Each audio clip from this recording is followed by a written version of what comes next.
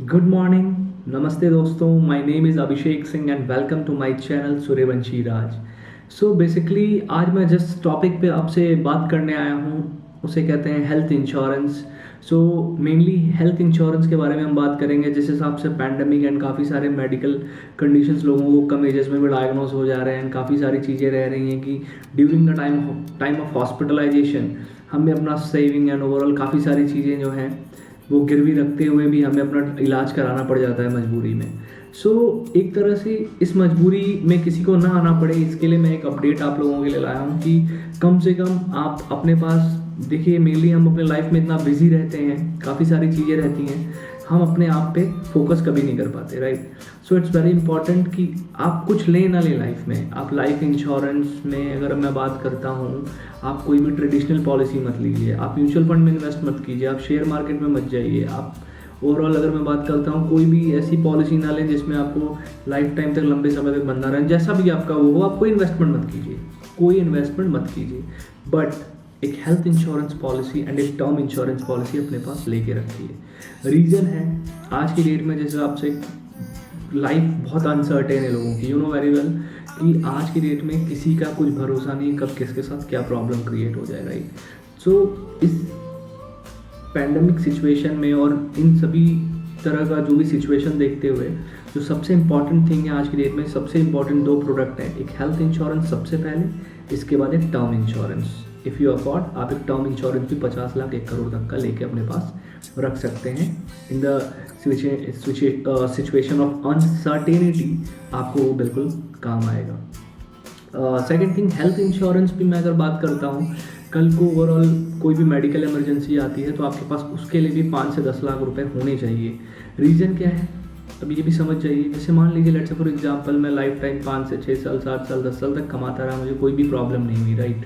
मैंने पूरे 10 साल में बहुत मेहनत की, ठीक है, 3 से 4 लाख रुपए सालाना मैंने बचाया एंड ऐसे करते करते मैंने 10 साल तक, और काफ़ी सारे नो डाउट इन्वेस्टमेंट भी होते हैं, आदमी ज़मीन लेता है, मकान बनाता है, काफ़ी सारी चीज़ें करता है। तो इसी बीच मुझे कोई प्रॉब्लम डायग्नोज हो गई, लेट्स से फॉर एग्जांपल यार मेरी फैमिली में किसी को कोई प्रॉब्लम डायग्नोज हो गई। सो इन सच कंडीशन क्या होगा, मुझे अपना सेविंग इन्वेस्टमेंट या जो भी मैंने कुछ किया था वहाँ से मुझे ब्रेक करके वहाँ फोकस करना होगा, राइट। इसके लिए कहा जाता है कि एक हेल्थ इंश्योरेंस आपके लिए बहुत ज़रूरी है आज की डेट में। जस्ट लाइक अ कपड़ा रोटी मकान, एक हेल्थ इंश्योरेंस स्वास्थ्य बीमा भी बहुत ज़रूरी है, ठीक है। सो मेनली हेल्थ इंश्योरेंस होता क्या है, जब भी हम हॉस्पिटल में हॉस्पिटलाइज होते हैं तो जो भी हमारा मेडिकल एक्सपेंस होता है वो हम हेल्थ इंश्योरेंस के थ्रू अपना पे करते हैं, उसे कहते हैं हेल्थ इंश्योरेंस। अब हेल्थ इंश्योरेंस मेनली हम ले लेते हैं तो हमारे लिए फ़ायदा ये है कि हम जब भी हॉस्पिटल में हॉस्पिटलाइज होंगे वहाँ पे हमें कैशलेस बेनिफिट मिल जाता है, ठीक है। तो आपको एक हेल्थ इंश्योरेंस लेते समय किन चीज़ों का ध्यान देना है। पहला तो आप हेल्थ इंश्योरेंस जब भी बाय करें तो ट्राई कीजिए कि आप जाएँ स्टैंड लोन कंपनी के साथ। स्टैंड लोन यानी जो एक मात्र कंपनी ऐसी हो जो केवल हेल्थ इंश्योरेंस में डील कर रही हो, क्योंकि उनके पास डिफरेंट सेगमेंट्स के प्रोडक्ट होते हैं। जैसे अगर मैं बात करता हूँ किसी को डिफरेंट सेगमेंट का प्रोडक्ट, मतलब कि अगर कोई नॉर्मली केवल हेल्थ इंश्योरेंस है, नो डाउट वो काफ़ी सारे हेल्थ इंश्योरेंस के प्रोडक्ट पे डिज़ाइन करेगा, काफ़ी सारे उनके प्लान्स होंगे जो डिफरेंट सेगमेंट्स के होंगे। जैसे किसी को डायबिटीज़ है उनके लिए अलग होगा, किसी को अस्थमा है उसके लिए अलग होगा, बीपी के लिए अलग होगा, अगर मैं बात करता हूँ कोलेस्ट्रॉल के लिए अलग होगा, राइट।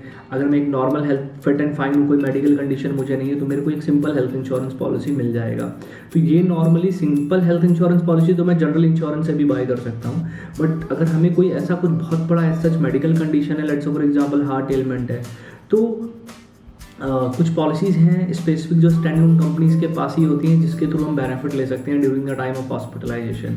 बट अगर हम नॉर्मल हेल्थ इंश्योरेंस के साथ जाते हैं तो वहाँ पे हमें काफ़ी सारे इश्यूज़ फेस करने पड़ते हैं। उसमें 3 से 4 साल का वेटिंग पीरियड लगा देती है कंपनी उस पर्टिकुलर मेडिकल कंडीशन के लिए जो पॉलिसी लेने से पहले हमें, राइट। तो काफ़ी इन चीज़ों का ध्यान दें कि हेल्थ इंश्योरेंस जब भी बाय करें तो अगर आप ले सकते हैं, if you are not fit and fine, कोई मेडिकल कंडीशन थोड़ा बहुत है भी, तब भी आप जाएँ स्टैंड लोन कंपनी के साथ, बिकॉज इनके नेटवर्क हॉस्पिटल्स भी काफ़ी अच्छे होते हैं एंड आप अच्छा बेनिफिट ले सकते हैं उनमें। अब आपको किन 5 चीज़ों का, पहला तो स्टैंड लोन कंपनी हो ज़्यादा बेटर है। इसके बाद आपको जो डिस्कस करना रहता है ओवरऑल अपने एडवाइज़र से या जिससे भी सम अश्योर्ड अमाउंट का, जो सम इंश्योर्ड अमाउंट आपका हो वो कम से कम आपका 5 लाख रुपए कम से कम होना चाहिए। क्यों? 5 लाख से कम लेते हैं तो काफ़ी जितनी भी कंपनीज हैं मैक्सिमम उनमें आपको लिमिट एंड रेस्ट्रिक्शंस आ जाते हैं। जैसे रूम पे लिमिट आ जाता है कि 3 से 4 हज़ार से ज़्यादा का रूम आप नहीं ले सकते, ठीक है। अगर मैं वही बात करता हूँ, अगर आप ICU के लिए जाएंगे उस पर भी लिमिट लगा देगा। तो इट्स बेटर कि कम से कम 5 लाख की पॉलिसीज़ में मेरे हिसाब से मैक्सिमम हेल्थ इंश्योरेंस पॉलिसीज़ में कोई लिमिट या रेस्ट्रिक्शन नहीं होता है। आप पूरा up to sum insured benefit ले सकते हैं, यानी कि अगर 5 लाख की पॉलिसी है तो इस 5 लाख के सम इंश्योर्ड तक आप पूरा टोटल एक्सपेंस कंपनी से ले सकते हैं, 1 रुपये भी आपको जेब से नहीं देना होगा। दूसरा, पॉलिसी का प्रीमियम एक अफोर्डेबल होना चाहिए लगभग। अब प्रीमियम अफोर्डेबल के चक्कर में ऐसा ना हो कि आप लिमिट रेस्ट्रिक्शन के साथ पॉलिसी ले लें। हाँ, इतना हो कि 1-2 हज़ार 3 हज़ार ज़्यादा जाए तो उससे आपको फ़र्क ना पड़े, तो एक बेस्ट पॉलिसी आप ले पाएंगे। यानी कि लिमिट और रेस्ट्रिक्शंस रहें पॉलिसी में और आपने 7,000 8,000 रुपये प्रीमियम मान लीजिए मैं दे देता हूँ, मैं 8,000 का प्रीमियम देता हूँ और मैंने पॉलिसी ले ली है 4 लाख रुपये की, ठीक है।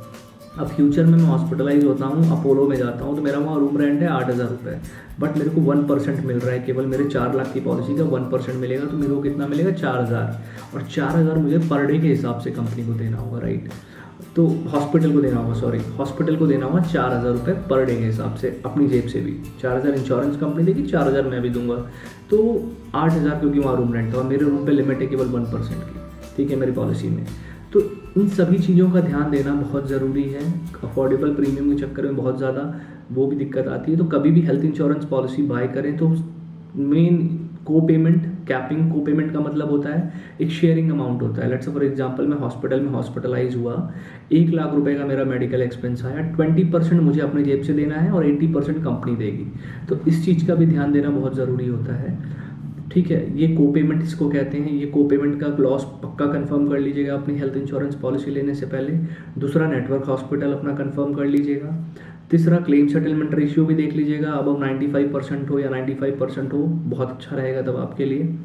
इसके अलावा क्लेम सेटलमेंट रेशियो वैसे भी बहुत ज़्यादा मैटर नहीं करता है हेल्थ इंश्योरेंस में। इनकर्ड क्लेम सेटलमेंट रेशियो बोलते हैं, एक होता है जिसमें ओवरऑल अगर 60% से ज़्यादा है या 50% से ओवरऑल ज़्यादा है, किसी का 50% प्लस है तो वो बेटर है। 90% प्लस भी होगा तो वो थोड़ा सा दिक्कत वाली बात होती है। 90 बिलो हो और 60 प्लस हो, that is better for you, कि एक ये भी क्लॉज है जो आपको बेनिफिट देता है इनकर्ड क्लेम सेटलमेंट रेशियो के थ्रू।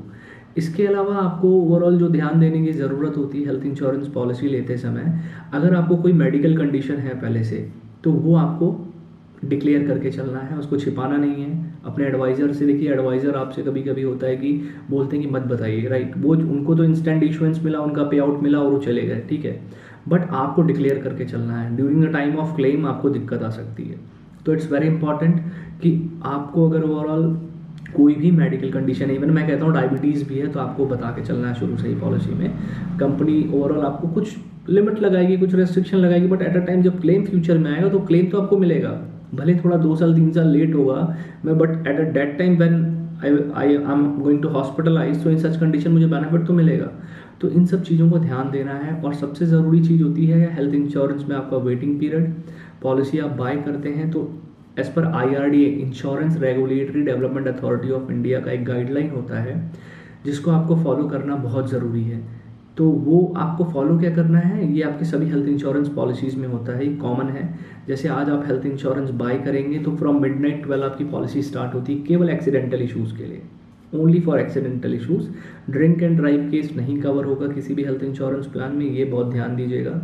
दूसरा होता है 30 डेज़ का वेटिंग पीरियड। 30 डेज़ के वेटिंग पीरियड में क्या आता है, क्रिटिकल इलनेस कवर होता है 30 दिन के बाद, जिसमें cancer, heart attack, kidney failure, brain haemorrhage, paralysis, इस तरह की जितनी भी बड़ी बीमारियां हैं, राइट, ये सब 1 महीने के बाद कवर होंगी। और 1 महीने के बाद ही अगर कोई सीजनल डिसीज़ होता है जैसे dengue, malaria, chikungunya, swine flu, typhoid, jaundice, कोई वायरल है, इन्फेक्शन है, ये सारी चीज़ें 1 महीने के बाद आपके हेल्थ इंश्योरेंस में कवर होना शुरू हो जाता है।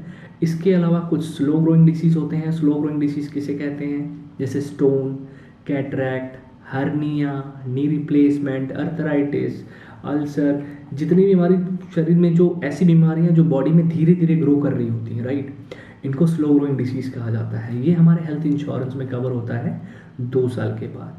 अब अगर पॉलिसी लेने से पहले कोई मेडिकल कंडीशन है तो कुछ कंपनीज में 3 साल के बाद कवर होगा, कुछ में 4 साल के बाद। इसमें थोड़ा सा डिफरेंस आ जाता है, कंपनी टू कंपनी मैटर करता है। आप जिस भी कंपनी से लें वहाँ पे आप कंफर्म कर लें कि एग्जिस्टिंग डिसीज़ के लिए क्या वेटिंग पीरियड कंपनी लगा रही है आपके लिए, ठीक है। सो ये बेसिक्स हैं जिस पे आपको ध्यान देने की ज़रूरत होता है हेल्थ इंश्योरेंस लेने से पहले।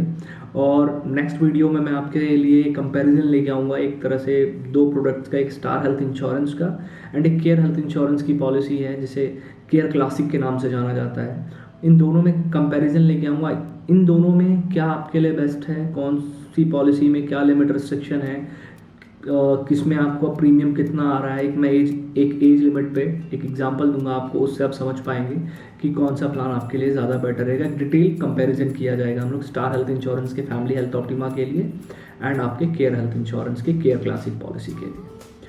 सो I have one request from you all कि मेरे चैनल को सब्सक्राइब कीजिए। एक रिक्वेस्ट है कि मेरा कम से कम पहला एम 1000 सब्सक्राइबर का है, वो 1000 सब्सक्राइबर मेरे आप लोग सपोर्ट करेंगे तो बिल्कुल ही मैं कंप्लीट कर जाऊंगा, एम मेरा ये पूरा हो जाएगा पहला। एंड मैं नेक्स्ट अपडेट नेक्स्ट वीडियोस के साथ एक बढ़िया प्रेजेंटेशन और आपके लिए लेके आऊँगा। अभी तो ये बेसिक मैं हेल्थ इंश्योरेंस का डिस्कस कर रहा हूँ आप लोगों से, बट हाँ आगे मैं हेल्थ इंश्योरेंस से रिलेटेड अगर कुछ आप लोगों को डाउट हो बिल्कुल आप डिस्क्रिप्शन में मुझे अपना प्रोवाइड करें, जो भी क्वेश्चन है जो भी क्वेरी है आई विल आंसर यू, मैं बिल्कुल उसका आंसर करूँगा। एंड एक डिटेल कंपैरिजन करेंगे next time star FHO and care classic का। एंड प्लीज़ अभी भी अगर आपने सब्सक्राइब नहीं किया तो प्लीज़ सब्सक्राइब कर लीजिए। Thank you so much, have a great, thank you so much.